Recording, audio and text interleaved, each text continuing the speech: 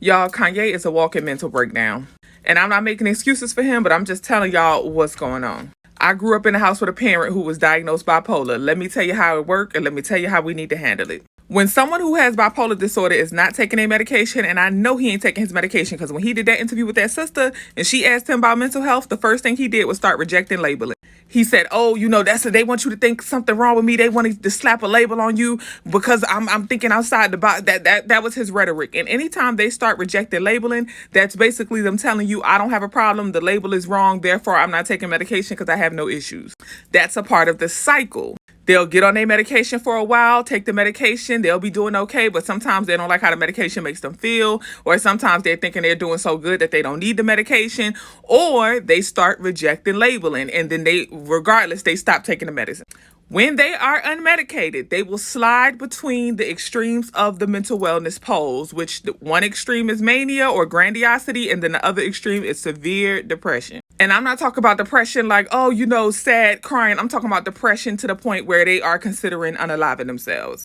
And the mania side of it looks like them having these extreme, grandiose ideas that really don't make sense. But to them, y'all, they sound so profound. They are these amazing, most profound ideas. And they will try to spew these ideas and spew these thoughts to you as a way to prove that there's nothing wrong with them. They will share these thoughts. They may even try to manifest these ideas if they are able to, like White Lives Matter shirt. And they will try to explain why this is correct, why these thoughts are profound as a way to prove that, look at me, I'm thinking so clearly. Look at me. Look how I'm thinking. I'm thinking outside the box. I'm creative. I'm profound. See, there's nothing wrong. But really, it's making no sense. But they don't know it's not making sense, y'all, because they're in a mental breakdown. So right now, no matter what you say to him, no matter what anybody says to him, no matter who tries to intervene, y'all, it's not going to help. Just like it didn't help the time before that, and the time before that, and the time before that. He has to want help for himself, or somebody will have to go about getting him committed, or he would have to be seen as a threat or harm to himself. And unfortunately, those things don't usually happen until they get to the other side of the pole, which is the severe depression to the point of desiring to unalive themselves. So the best thing we can do right now is ignore him.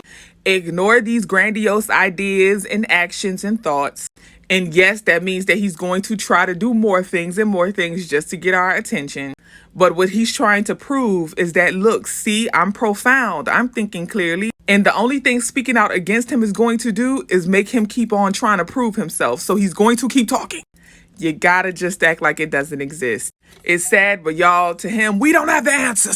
And I'm glad you asked this question because I, as someone who grew up in the house with a parent who was diagnosed bipolar, and I'm also now a mental health professional, I get very irritated when people misuse diagnosis. The DSM-5 has very clear definitions and criteria for diagnosis for bipolar 1, 2, and cyclothymic. So when we're speaking about the mental wellness pole, on one end is severe depression. That's one extreme. The other extreme is mania or grandiosity. Naturally, most human beings fare somewhere in the middle. We naturally move a little bit, but it's very rare that you get to one extreme or the other. Various life events could cause us to move somewhere between those poles. But again, it's very rare that we go from one extreme to the next or even get to one extreme end of the pole. When someone has bipolar disorder, they usually go from one extreme to the next. And it is a cycle. It's a cycle. They literally are just going like this throughout life. So when someone is experiencing the natural emotions of life, right, and they may have a sad moment, or they may even be in a depressive state because a life event actually occurred that is worthy of depression, like you're in grief, you lost somebody you love, you're going through a hard time financially, that may naturally cause some depression. If you are in a high moment of your life, you just got a new job or a new house, you are really excited. So you are closer to the mania end. But when someone is experiencing those natural emotions and they be like, oh, I'm bipolar, or their life is having a lot of events, so they're kind of moving a lot between the sides. They're like, oh, I'm bipolar. You're not bipolar. You are just naturally reacting to life. When we misuse actual mental health terms, that can cause people to be confused about what it looks like when someone actually has a mental health issue. The difference between someone just moving through life and someone having a mental health issue is, again, it's the extremes of the poles. So if we're speaking about Kanye West as an example, we are literally just watching him cycle through those extremes. And although he is too experienced in natural life events, his emotional response, his mental response to those life events are extreme. That's the difference between someone who is just living regular life and having regular emotions and someone who is diagnosed bipolar.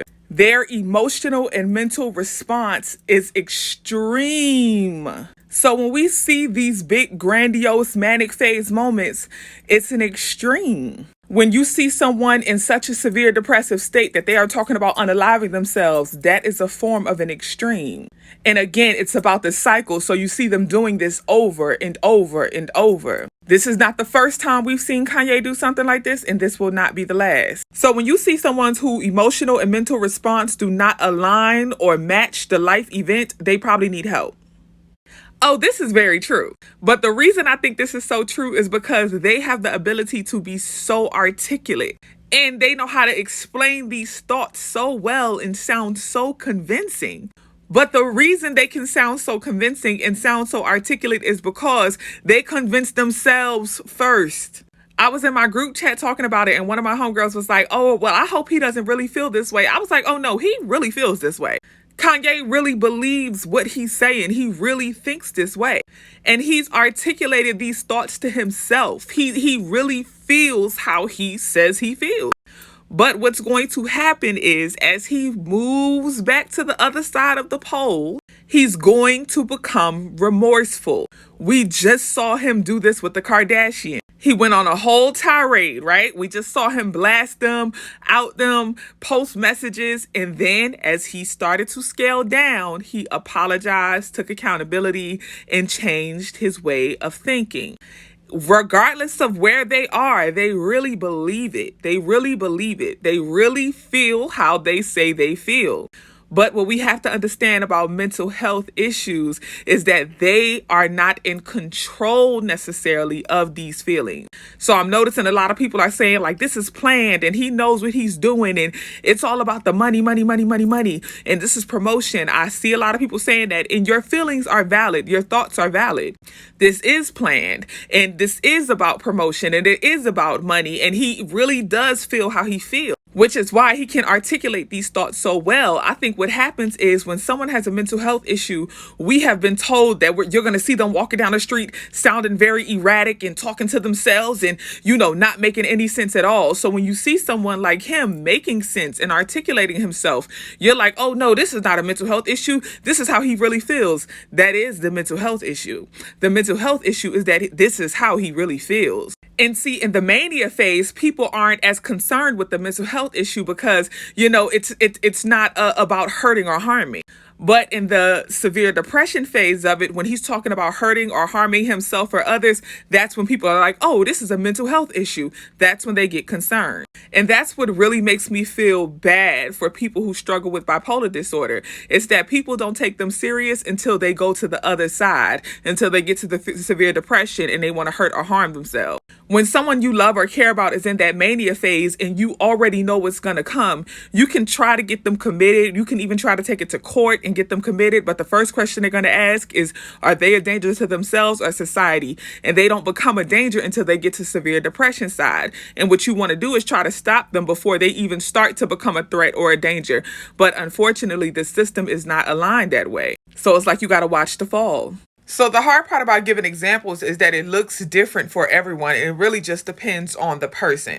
But I will share some things that I have witnessed through my experience growing up with someone who is bipolar, as well as my experience with working with people with mental health issues. Examples of mania I have seen are people coming extremely obsessed or hyperfixated on something, and again, to the extreme. They can become obsessed with religion, spirituality, or being against religion. They can become obsessed with a substance, which will look like them struggling with addiction. A huge symptom of mania is a goal-directed activity. So they will find one thing and they will get extremely obsessed about it. That's all they can talk about. That's all they want to do. It's all they think about. They're hyper-focused on this one thing. And again, it's to the extreme. And with the depression side of it, it's all the symptoms of depression, but to the extreme, which again, the biggest sign is the desiring to unalive themselves or do self-harm. I hope that helps a little bit.